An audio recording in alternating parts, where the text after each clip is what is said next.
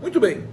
Outra característica importante do empréstimo compulsório é a questão da vinculação das suas receitas, né, a despesa que ensejou a sua criação.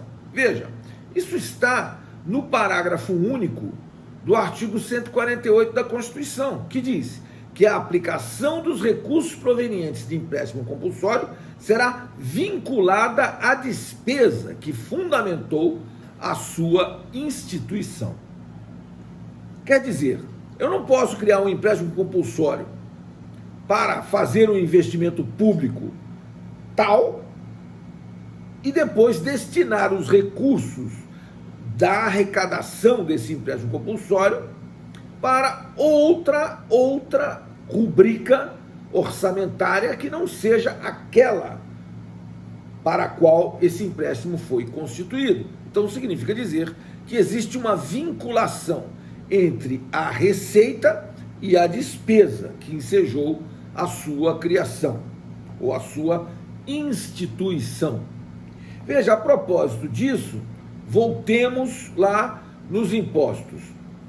É possível vincular a receita dos impostos a qualquer órgão, a qualquer fundo, a qualquer despesa? Não. Não por quê?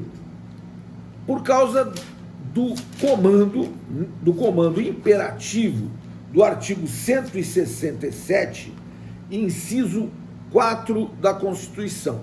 Vejam o que diz o artigo 167, inciso 4. Ele diz: são vedados, inciso 4, a vinculação de receita de impostos a órgão, fundo ou despesa.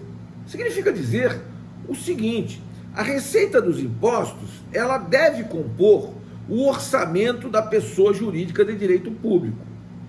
Mas ela não pode ser vinculada a um órgão, não pode ser vinculada a um fundo, nem pode ser vinculada a uma determinada despesa, uma determinada rubrica de despesa dentro do orçamento dessa pessoa jurídica de direito público.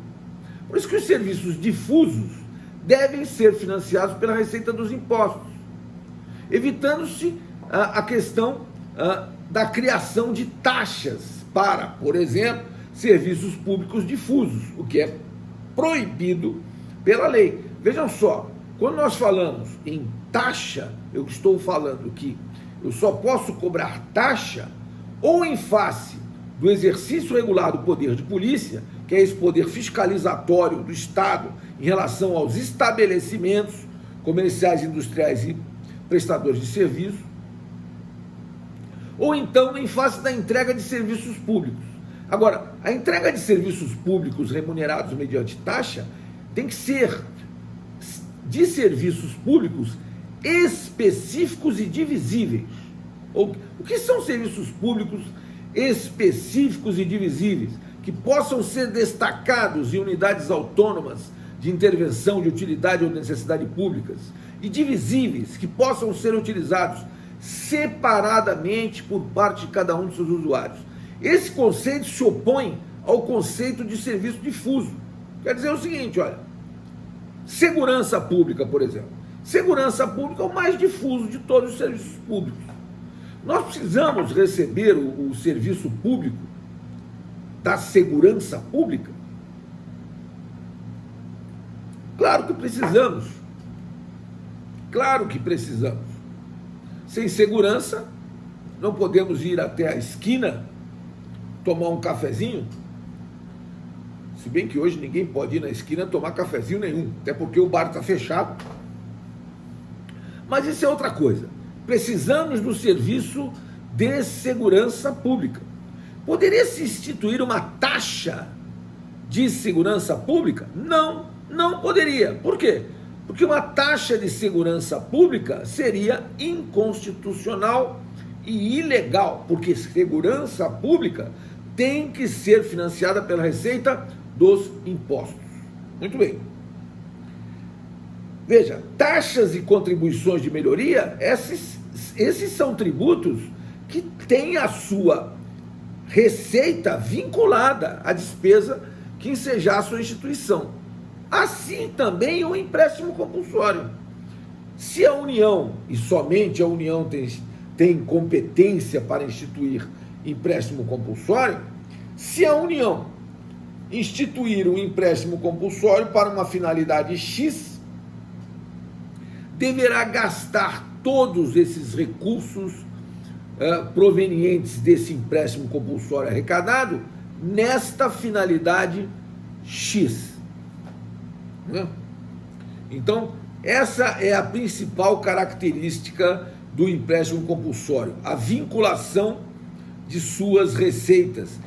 Esse conceito se contrapõe à proibição constitucional de vinculação da receita dos impostos. Ao contrário dos impostos, os empréstimos compulsórios têm sua receita vinculada à despesa que ensejou a sua instituição.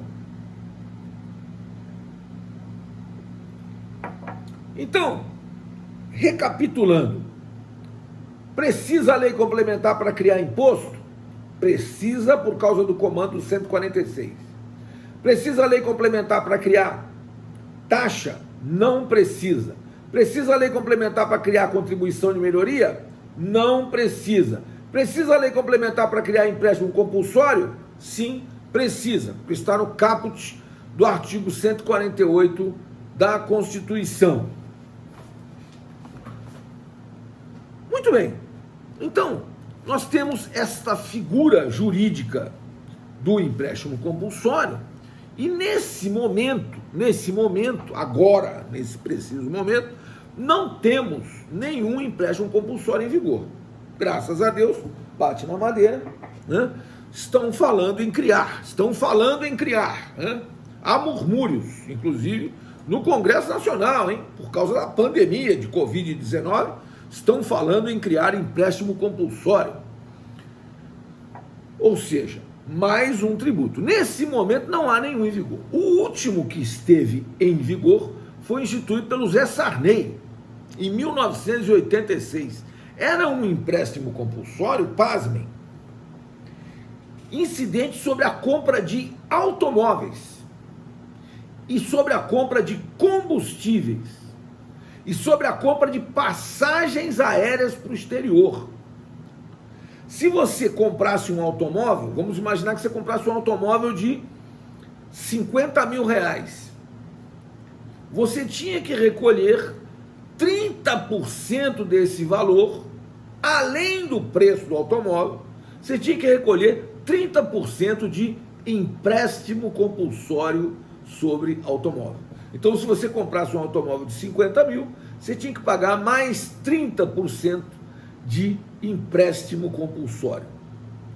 E se você fosse encher o seu tanque, como evidentemente você ia ter que encher o seu tanque, porque não havia como você ter o automóvel e não encher o tanque, porque ele não andaria, né? Toda vez que você enchesse o tanque, você também estaria pagando. Vamos supor que você colocasse 100 reais de combustível no seu automóvel, mas você ia receber a conta de 130 reais, porque 30 reais era empréstimo compulsório sobre combustíveis. E se você comprasse uma passagem aérea para o exterior, vamos supor que você pagasse $1.000 por uma passagem aérea para o exterior, uma passagem para a Europa, por exemplo, uma passagem de $1.000, você pagaria $1.300, porque 30% eram relativos a empréstimo compulsório sobre passagens aéreas para o exterior. Isso foi instituído pelo seu Zé Sarney. Zé Sarney, vocês não sei se lembram dele, era um senador da República, depois que deixou a presidência, se elegeu várias vezes como senador, e hoje se aposentou, mas está vivão aí, né? E ele instituiu esse empréstimo compulsório e eu era primeira-ministra de Direito. Eu estava no primeiro ano de Direito. E aí eu falei para os meus parentes todos, né? Falei para os meus parentes todos, olha, eu vou comprar o carro e não vou pagar empréstimo compulsório. porque é inconstitucional. Aí os meus parentes todos disseram, primeiranista de direito, tudo é inconstitucional. Aí eu fui lá num amigo meu advogado, impetramos um mandado de segurança, conseguimos eliminar, comprei o carro, não paguei empréstimo compulsório, ficou todo mundo com cara de bolacha, e os idiotas foram pagar, foram e pagaram. E depois que foi julgado inconstitucional mesmo, eles pediram para eu entrar com uma repetição de indébito. Eu entrei, mas ficou 20 anos na justiça para receber de volta, e aí recebe um valorzinho que nem representa o correto valor relativo a 30% de um automóvel. O bom mesmo era não pagar, entrar com a liminar para não pagar. Aí o Marcelo Rossato está me perguntando aqui, professor, eu poderia repetir o artigo que menciona a proibição da vinculação da receita dos impostos? Claro, o artigo 167, inciso 4 da Constituição, são vedados. Inciso 4, a vinculação de receita de impostos a órgão, fundo ou despesa, ressalvadas a repartição do produto da arrecadação dos impostos a que se referem os artigos 158 e 159. É isso. O artigo 167, inciso 4 da Constituição, proíbe a vinculação da receita dos impostos. Contrário senso, os empréstimos compulsórios, eles têm a sua receita vinculada à despesa que ensejou a sua criação.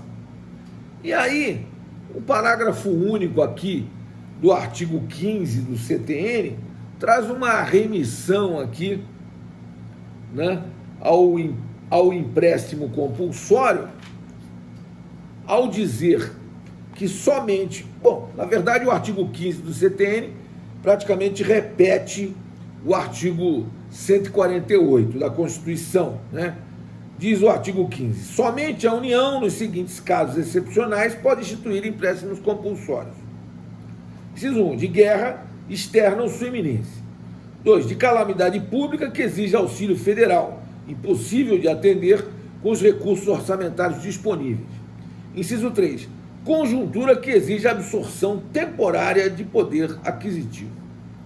E o parágrafo único do artigo 15 do CTN diz que a lei fixará obrigatoriamente o prazo do empréstimo e as condições de seu resgate, observando no que for aplicável o disposto nesta lei. Isso é um grande absurdo, né? Que toda lei instituidora de empréstimo compulsório prevê a devolução do valor. O Zé Sarney instituiu aquele empréstimo compulsório absurdo sobre combustíveis e sobre automóveis e sobre passagens aéreas para o exterior. Isso foi julgado inconstitucional. Quem entrou na justiça para receber, recebeu de volta. Quem entrou na justiça para obter liminar para comprar o carro sem o empréstimo compulsório também conseguiu. Mas, vejam só, a maioria pagou e depois não tomou providências. Agora, a lei previa a devolução espontânea, sem necessidade de nenhuma medida judicial. E a pergunta, foi devolvido esse montante aos contribuintes? Não, senhores, não foi devolvida a quantia aos contribuintes. Ou seja, mais uma vez, você, contribuinte, foi lesado, né? A lei instituiu um tal de empréstimo compulsório sobre automóveis e combustíveis e não devolveu coisíssima nenhuma. O Fernando Henrique, quando era presidente, ficou prometendo que ia devolver. E aí depois passou a faixa presidencial para o Lula, que não prometeu devolver mais nada. E aí pronto. Então deveria, diz aqui a Andressa, deveria chamar doação compulsória então, né? Exatamente. Não é empréstimo coisíssima nenhuma. Eu vou encerrar a gravação e vou abrir para perguntas. 1 minuto, por favor.